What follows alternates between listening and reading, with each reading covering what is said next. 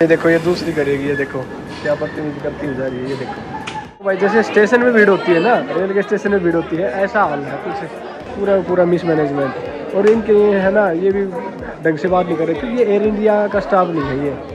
ये सामने देखो साउथ इंडियंस है और इनको ना इंग्लिश थोड़ी सी कम आ रही है, तो ये बेचारे फंसे हुए हैं। इंग्लिश आना बहुत ज़रूरी है, नहीं तो आप फंस जाओगे यहाँ पर। मेरे को नहीं लगता इससे ज़्यादा महंगी दारू आपने आपकी ज़िंदगी में देखी होगी। अभी कैमरा टर्न करके दिखाता हूँ, आप लोगों के होश उड़ जाएंगे। गैस करो कितने, 1 लाख की, 2 लाख की, 3 लाख। इधर में हमको दिए चावल और मेथी पनीर और 2 तरह की सब्जी है। ये हमको दिया इन्होंने पिज़्ज़ा और एक ये वाली कोल्ड ड्रिंक हम ले गए हैं। और ये सामान जो हम तैयार करके ले आए थे। हमारी फ़्लाइट है ना 2 घंटे से ज़्यादा डिले है, मतलब इसको आना था 10 सवा 10 के आसपास। ये 12:30 बजे के आसपास पहुंची है यहाँ पे। करने का तो हम क्लेम कर सकते हैं, पूरी टिकट का अपना रिफ़ंड ले सकते हैं इनसे, या फिर आप लोगों को वाउचर देंगे नेक्स्ट। अगर आप कोई फ़्लाइट बुक करते हो इनकी, उसमें आप ये चीज़ें यूज़ कर सकते हो, लेकिन छोड़ो। हेलो नमस्कार दोस्तों, कैसे अब मैं हूँ आपका भाई अश्विन और आप देख रहे हैं अश्विन ट्रैवल वर्ल्ड। फाइनली मैं पहुंच गया हूँ एयरपोर्ट पे और चेहरे पे खुशी देख के अंदाज़ा लगा ही रहे होगे, क्योंकि मैं जा रहा हूँ फाइनली इंडिया। मेरे को आए 5-6 महीने हो गए, तो मैं कहा भाई अब छुट्टी दे दो मेरे को, बहुत दिन हो लिए। तो फाइनली छुट्टी भी मिल गई और मैं एयरपोर्ट पे आ गया हूँ। आते ही मैंने सबसे पहले यहाँ पे बोर्डिंग करा दी, अपनी लगेज जमा करवा दिया और अभी इमिग्रेशन के लिए जाएंगे। और अच्छी बात यह है कि फटाफट सारा काम हो गया, भीड़ नहीं थी। और बुरी बात यह है फ़्लाइट हमारी जो है 3 घंटे लेट चल रही है, पीछे से अभी तक आई नहीं है, तो पूरा टाइम पड़ा है। और आज के व्लॉग में आप पूरे का पूरा जो है इटली से लेके इंडिया का फुल व्लॉग होने वाला है, तो सारी की सारी चीज़ें हम कवर करेंगे जितनी भी होती है। तो वीडियो फेसबुक पे देख रहे हैं तो फॉलो ज़रूर कर लेना और यूट्यूब चैनल को भी सब्सक्राइब कर लेना भाई। तुर्की एयरलाइंस की है ना बहुत सस्ती टिकट मिल रही है आजकल, लेकिन हमने फिर भी मगा छोड़, जो दुश्मनों के साथ रहे हुए उनके तो हम बेर भी नहीं खरीदेंगे भाई। तो इस करके हमने ली अपनी एयर इंडिया की टिकट। वो हमें 60-70 यूरो, मतलब इंडिया के 6-7 हज़ार रुपये महंगी जरूर मिली है, लेकिन भाई देश का पैसा देश में आना चाहिए, क्या बोलते हो? शाबाश। तो एयरपोर्ट पे आती है ना, सबसे पहले यहाँ पे जो आपको पासपोर्ट स्कैन करवा के तभी एंट्री होती है सिक्योरिटी के लिए। और सिक्योरिटी की लाइन मैं दिखाऊँ, कम से कम भी आधा किलोमीटर की लाइन लगी हुई है। यहाँ पे आके थोड़ी सी समस्या ज़रूर होती है भाई, बाकी तो ओके रिपोर्ट है, बोर्डिंग हो जाती है तुरंत से। बस सिक्योरिटी में थोड़ा टाइम लगता है यार। इंटरनेशनली जितनी फ़्लाइट है हर देश में, देखो ये किसी का ये पड़ गया कार्ड, ये देखो किसी का कार्ड पड़ गया, हम दे के आते हैं। स्कूजा स्कूजा आ परसो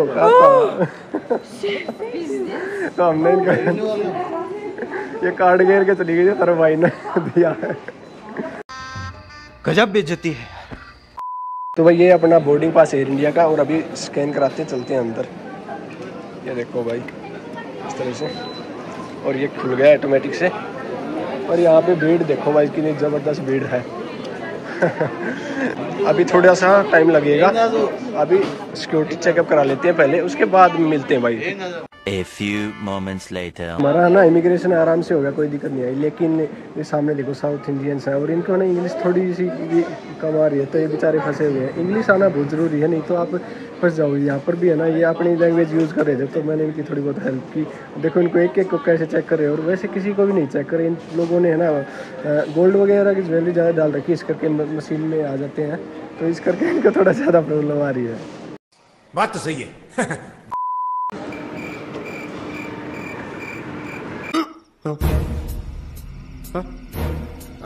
नैन तो हर कजरारी दिलवा पे करे बमबारी लब के लक। देखो डक्का डांस करती जा रही है। ये देखो आजकल तो टिकटॉक का कीड़ा है ना, यहाँ पर ज़्यादा ही है। मजा आया। राजा जी ये देखो, ये दूसरी करेगी, ये देखो क्या बदतमीजी करती जा रही है। ये देखो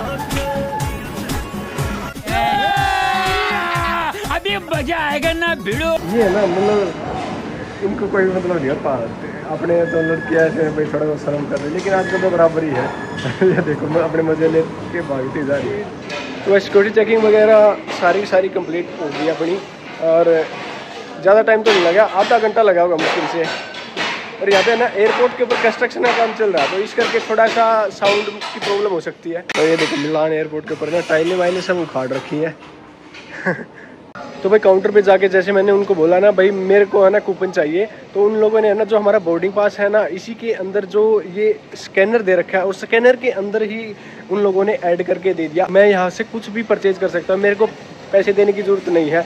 और आप लोगों को ही पता ही होगा एयरपोर्ट के अंदर है ना खाना पीना बहुत ज़्यादा महंगा होता है अगर आपके पास लाउंज एक्सेस नहीं है तो। या तो आपके पास प्लेटिनम कार्ड वगैरह हो, वो सिर्फ इंडिया में काम करते हैं, लेकिन यहाँ के अलग से जो कार्ड वगैरह हैं जैसे अमेरिकन का है, बहुत सारे हैं। तो आपके पास अगर फिर भी प्लेटिनम कार्ड वगैरह नहीं है, लाउंज एक्सेस वाले कार्ड नहीं है, तो आप क्या करें, आपकी फ़्लाइट अगर लेट हुई तो जैसे आज मैंने किया, आप बोर्डिंग पास को लेके अपने एयरलाइंस के काउंटर पे जाके आप बोल सकते हैं भाई मेरे को भूख लगी हुई है, कुछ खाना पीना, आपकी तबीयत ख़राब है तो आपको रेस्ट एरिया भी वो प्रोवाइड करवा के देंगे। ये उन लोगों की जिम्मेवारी बनती है। अगर कुछ ऐसा नहीं, वो हेल्प वगैरह आपकी नहीं करते हैं तो आप इसकी शिकायत जो है एयरलाइंस मैनेजर को जाके कर सकते हैं। वैसे टाल मटोल कर सकते हैं ये लोग अगर ज़्यादा डिले नहीं है तो। और दूसरी बात और, अगर 6 से 7 घंटे तक की अगर आपकी फ़्लाइट डिले 6 घंटे से ज़्यादा होगी तो आप पूरी की पूरी टिकट का जितना भी खर्चा है पूरे का पूरा वो आप वापस ले सकते हो एयरलाइन कंपनी से। जो एयर इंडिया का रूल है वो 2 घंटे से ज़्यादा अगर आपकी फ़्लाइट डिले होती है तो आपको वो पूरे का पूरा पैसा रिफ़ंड करेंगे। तो ऐसी इनकी पॉलिसी है। लेकिन भाई आज तक हमने तो कभी किया नहीं। पिछली बार मेरी 2 घंटे से ज़्यादा हो गई थी डिले, तो फिर भी मैं कहा यार छोड़ो कोई बात नहीं। भाई आप लोगों को पता है मैं तो रेगुलर का ट्रैवलर हूँ, महीने में 1 या 2 बार तो मेरा फ्लाइट का ट्रैवल हो ही जाता है। तो इस करके हम लोगों को तो पता है, नए लोग इस चीज़ में फंस जाते हैं। वो बेचारे इतना ज़्यादा एक्सपेंसिव होता है यहाँ पे खाना पीना, 2 से 4 घंटे अगर यहाँ पे काटना पड़े तो फिर आप लोगों को ही पता है इसका ना खर्चा बहुत ज़्यादा आता है। तो इस करके जो भी भाई हमारी वीडियो देख रहे हैं या आपके कोई रिलेटिव हो उनके पास ये वीडियो ज़रूर शेयर करें, क्योंकि ये इन्फॉर्मेशन हर बंदे तक पहुंचनी चाहिए जो ट्रैवल करना चाहता है भविष्य में उसके पास भी।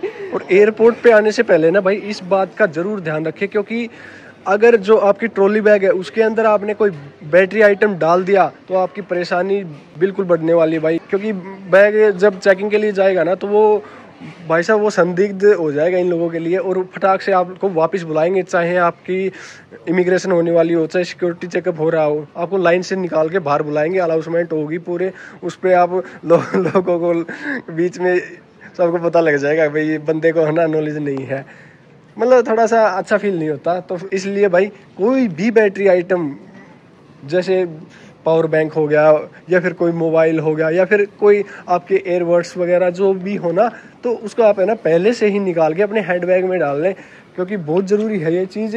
अगर आप लोग ये सोचते हैं भाई कोई ना ये तो छोटी सी एयरबड्स है क्या ही होगा इससे, तो आपका टाइम वेस्ट होगा इससे। तो इससे पहले एयरपोर्ट पे जाने से पहले कंफर्म कर लें, एक एक चीज़ चेक करके डालें ताकि आपका समय बचे। और साथ ही में है ना दोस्तों, अगर आपके हैंड बैग में अगर आपको जितना भी सामान है आपने बैग में डाल रखा है, तो एयरपोर्ट पे जब सिक्योरिटी चेकअप होता है ना पूरे का पूरा सामान आप पहले से ही निकाल के रख दो। और आपकी घड़ी होगी, कैप भी आपने सिर पे नहीं लगानी है, क्योंकि अगर कैप भी लगाओगे तो भी इन लोगों को संदेह लगता है, मतलब ये लोग सोचते हैं कि कुछ ना कुछ इसने छुपा रखा है। तो कैप वगैरह, घड़ी, चश्मे, सारी की सारी चीज़ें जो इनकी बास्केट होती है उसमें डाल दो ताकि आपके ऊपर शक ना करें और जल्दी से जल्दी आपका सिक्योरिटी चेकअप हो जाए। तो ये चीज़ें ना बहुत ज़रूरी है, छोटी छोटी चीज़ें का ध्यान रखा करो भाई। हमारा थोड़ा सा एक्सपीरियंस है तो इसलिए आप लोगों के साथ शेयर कर रहे हैं। और ये मिलान का एयरपोर्ट है, आप देख सकते हैं, इंटरनेशनल इटली का बहुत प्यारा एयरपोर्ट है, साफ़ सफाई ज़बरदस्त, हर चीज़ें मतलब पूरा का पूरा ज़बरदस्त है भाई। तो भाई हमारे बोर्डिंग पास पे हमें ना इसका लाउंज वगैरह का एक्सेस लेके आ गए हैं और अभी पहुंच गए हैं हम ड्यूटी फ्री में। और ड्यूटी फ्री में से कुछ ना कुछ हम ज़रूर लेके जाएंगे घर पे, क्योंकि यहाँ पे होता है टैक्स फ्री, तो थोड़ा सस्ता पड़ता है। और ज़्यादातर लोग यहाँ से भाई जो एक्सपेंसिव दारू है, जैक डैनियल वगैरह, ये ही चीज़ें यहाँ से लेके जाते हैं, क्योंकि इंडिया में थोड़ी ज़्यादा महंगी होती हैं तो यहाँ पे थोड़ी सस्ती मिल जाती है। अगर 14 यूरो की मान लो 1200-1300 रुपये की अगर यहाँ पे पड़ रही है तो वो इंडिया में आपको डबल के बराबर पड़ेगी, 2400-2500 की पड़ेगी। तो इस करके है ना लोग ज़्यादातर यहाँ से लेकर ही ख़रीदते हैं। और अभी हम जो है आप लोगों को दिखाते हैं कैसा होता है ये सारा का सारा सिस्टम, कैसे मतलब जो भी चीज़ आपको पसंद आए आप उठा लो और जाके काउंटर पे पे करो।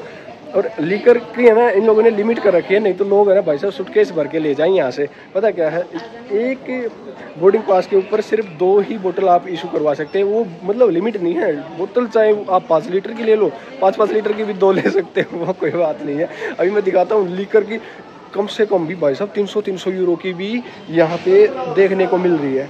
ये देखो ड्यूटी फ्री में भी ना ये लिखा हुआ है ओनली 368।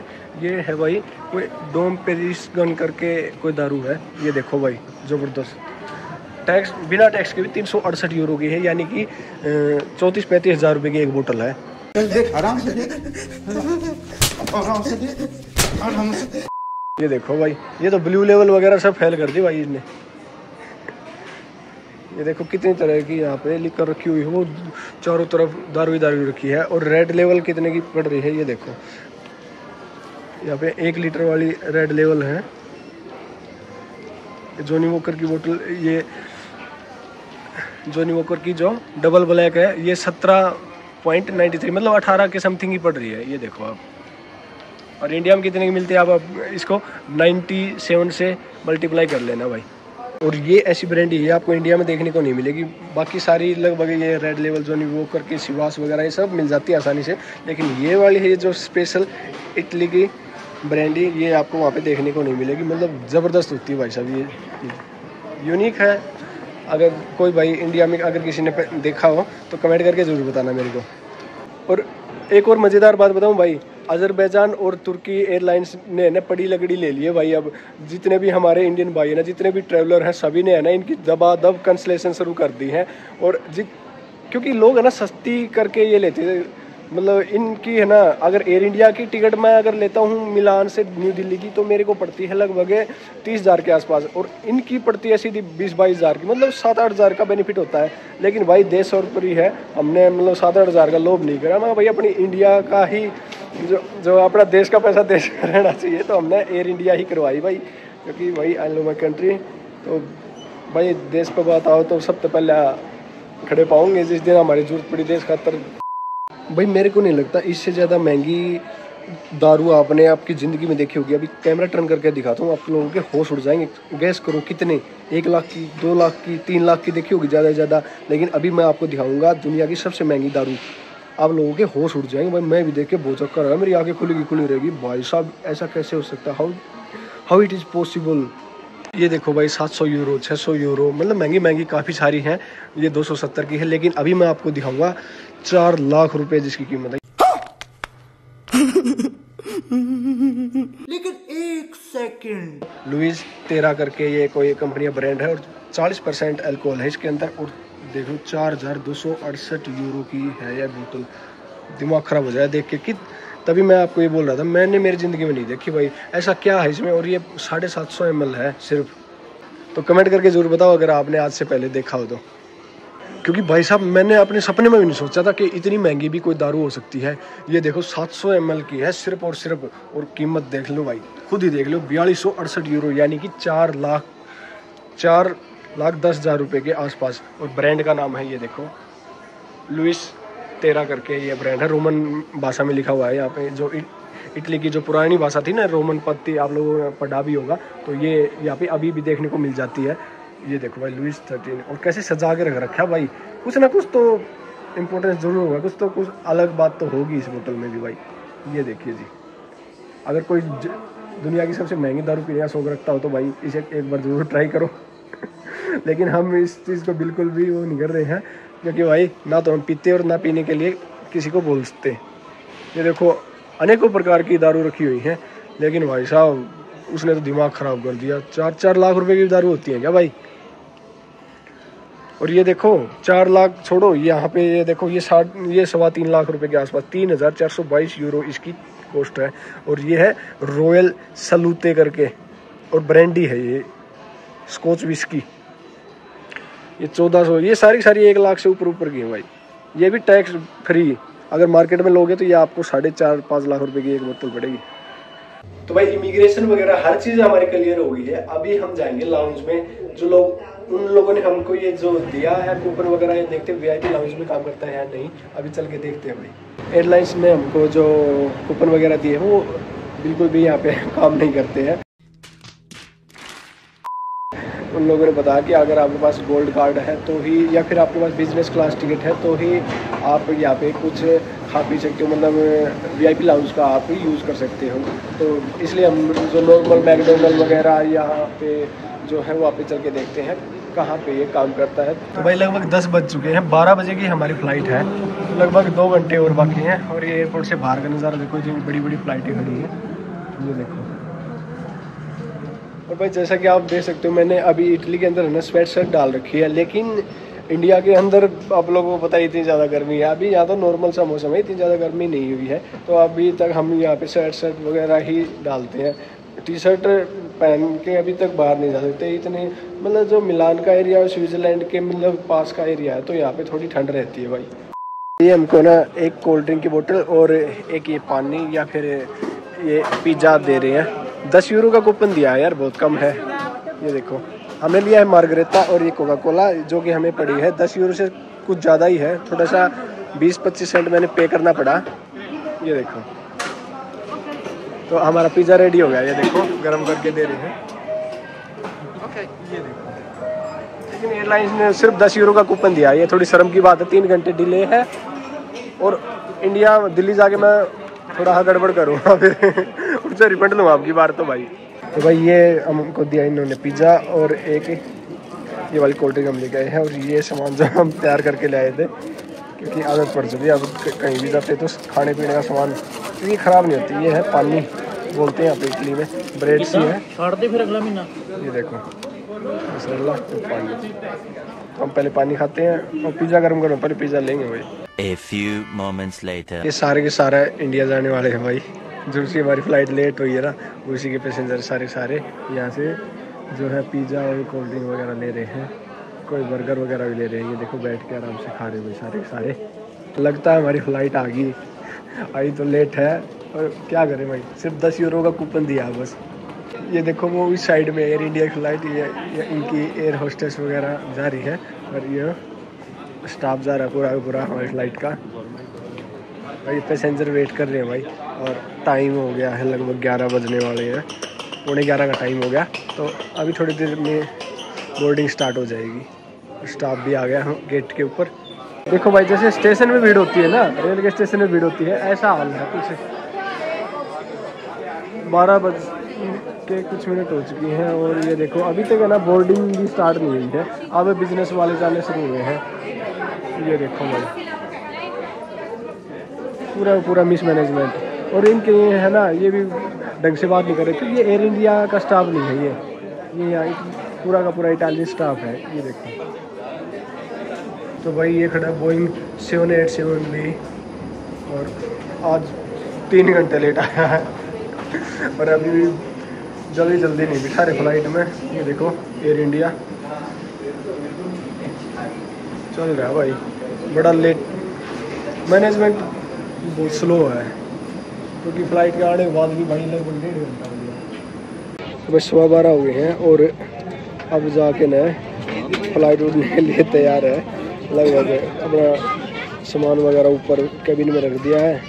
और एक प्रॉब्लम है यार यहाँ पे ना, USB चार्जिंग नहीं है, वो जो घर में होता है ना वो वाला पोर्ट दे रखा है। अगर चार्जर है ना एडेप्टर से ही आप चार्ज कर सकते हो। एक अनाउंसमेंट होने वाली है, बस अभी फ्लाइट उड़ने के लिए रेडी है। डिनर आ गया भाई, ये देखो डिनर में हमको दिए चावल और मेथी पनीर और 2 तरह की सब्जी है और ये थोड़ी सी आइसक्रीम है और ये ब्रेड है। ये हमारा डिनर आया है और ये है बटर।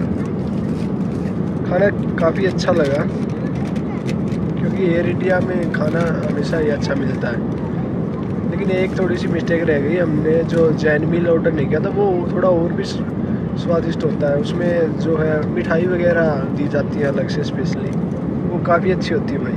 6.5 hours later. तो भाई सुबह हो गई है, सो के उठे थे और आ गया है हमारा ब्रेकफास्ट। ये देखो ब्रेड्स है, मैंगो जूस और केक और कॉफ़ी वो अभी लेने गए हैं। खाने में कोई कंपैरिजन नहीं है, मतलब कोई रिस्क नहीं है इसकी। देखो सब लोग, और देखो सीट के ऊपर टीवी चल रहा है, कोई इशू नहीं है। सभी की लगभग सभी की सीटों पे LED चल रही है। और ये इसका कंट्रोलर रिमोट है, अगर ये डिजिटल की काम ना करे तो आप इससे भी यूज़ कर सकते हैं सैलरी को। ये देखो भाई, तो भाई फाइनली लैंड हो गए हैं और 12:30 बज गए। आनी थी 10 बजे, तो 2.5 घंटे के आसपास लेट हो गई है। तो 10 घंटे की उड़ान के बाद हम फाइनली दिल्ली IGA एयरपोर्ट पर पहुँच गए हैं भाई। लेकिन सफ़र का बिल्कुल भी पता नहीं लगा, क्योंकि सीटें काफ़ी कंफर्टेबल थी। तो और हर 2 घंटे के बाद में एयर होस्टेस आ रही थी, तो स्टाफ भी काफ़ी अच्छा था। ये भी बहुत मायने रखता है सफ़र में, अगर स्टाफ रूडली बिहेव कर रहा है ना, मतलब एयर होस्टेस इतना ज़्यादा वो करते नहीं, तो इस करके भी काफ़ी मज़ा आया। बहुत अच्छी उड़ान रही आज की। तो भाई अब फटाफट से सिक्योरिटी चेकअप के लिए जा रहे हैं, इमिग्रेशन, क्योंकि 250-300 आदमियों के बाद में नंबर आएगा अगर हम स्लोली जाएंगे तो। लेकिन मैं शुरू के जो 20-25 आदमी उनमें चल रहा हूँ, तो थोड़ा जल्दी नंबर आ जाएगा, क्योंकि अभी आगे जाके आपको दिखाऊंगा कितनी ज़्यादा भीड़ होती है वहाँ पे। इस करके भाई थोड़ा सा यहाँ पे जल्दी चलना पड़ता है। जैसे ही फ़्लाइट से आप उतरोगे ना, जो भी इंटरनेशनली फ़्लाइट आ रही हैं उनकी सबकी सिक्योरिटी चेकअप होते हैं, तभी बाहर आते हैं। जो डोमेस्टिक है उसमें ये चीज़ नहीं है, मतलब इस चीज़ का मेरे को पता भी नहीं। मैं 1-2 बार डोमेस्टिक फ़्लाइट में ट्रैवल किया है इधर इंडिया में, यूरोप में तो मैं करता रहता हूँ, आप लोगों को पता ही है। और ये किसी की जैकेट वगैरह गिर गई, अगर ऐसे कुछ पड़ा हो ना भाई, उसको बिल्कुल भी ना छुए, तुरंत सिक्योरिटी वालों को बताना चाहिए, क्योंकि इसमें है ना कुछ भी हो सकता है भाई।